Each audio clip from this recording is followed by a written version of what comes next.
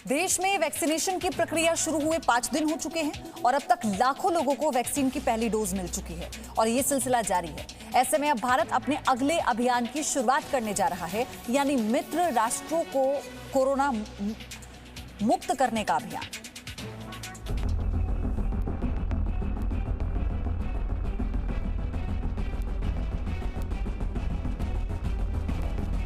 Corona मुक्त हिंदुस्तान के महाअभियान के बाद अब भारत एक और अभियान की शुरुआत करने जा रहा है। क्या है वो अभियान, हम आपको बताएं। इससे पहले आपको कुछ सुनाते हैं।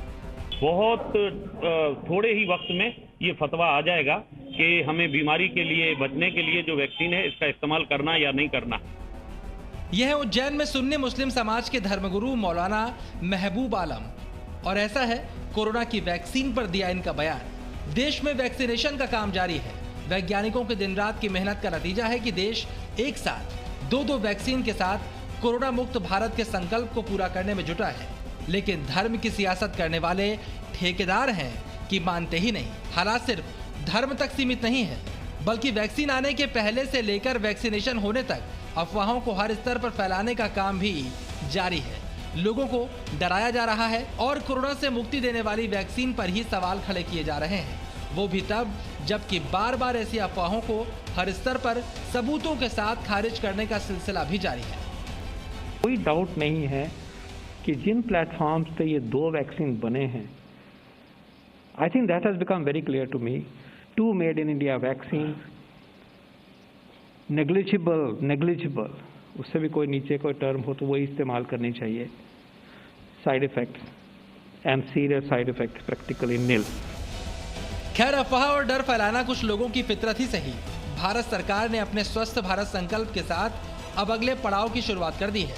आपकी स्क्रीन पर ये 2 तस्वीरें हैं, एक अफवाह और धर्म के डर की और दूसरी कोरोना मुक्त सपने को साकार करने की। ये तस्वीरें मुंबई एयरपोर्ट की हैं, जहां वैक्सीन की पहली खेप को विमान में रखा जा रहा है। वो खेप जो अपने देश के साथ ही मित्र राष्ट्रों के लिए भारत का उपहार है। भूटान के लिए भेजी जा रही ये वैक्सीन भारत के वसुधैव कुटुंबकम वाली परंपरा की सबसे नई और सुखद तस्वीर है। देखिए, ये किसी देश की तरफ से देश को दिया जाने वाला उपहार नहीं, बल्कि देशवासियों की तरफ से मित्र देशवासियों को दिया जाने वाला प्यार है। भारत ने आज से कोरोना वैक्सीन के निर्यात की शुरुआत की है और सबसे पहले जिन देशों को वैक्सीन दी जाएगी उनमें मालदीव, बांग्लादेश, भूटान, नेपाल और म्यांमार को शामिल किया गया है, जहां कोविशील्ड वैक्सीन भेजी जा रही है। अभियान के दूसरे चरण में जल्द ही भारत से अफगानिस्तान, श्रीलंका और मॉरिशस के लिए भी वैक्सीन भेजने का काम शुरू होगा। इंतजार है वहां के रेगुलेटर से मंजूरी मिलने का। कोरोना वैक्सीन के निर्यात के साथ ही भारत ने इस बात का भी ख्याल रखा है कि देश में किसी को वैक्सीन की कमी ना हो और भारत अपने वैक्सीनेशन के संदर्भ में अपनी घरेलू जरूरतें पहले देखेगा। पड़ोसी देशों को वैक्सीन के निर्यात पर प्रधानमंत्री ने भी ट्वीट किया और लिखा, भारत को वैश्विक समुदाय की स्वास्थ्य संबंधी जरूरतों को पूरा करने में लंबे समय तक भरोसेमंद साझेदार के रूप में सम्मानित किया जाता है। कई देशों को कोविड के टीके की आपूर्ति शुरू हो जाएगी और आने वाले दिनों में इसका और अधिक पालन हो।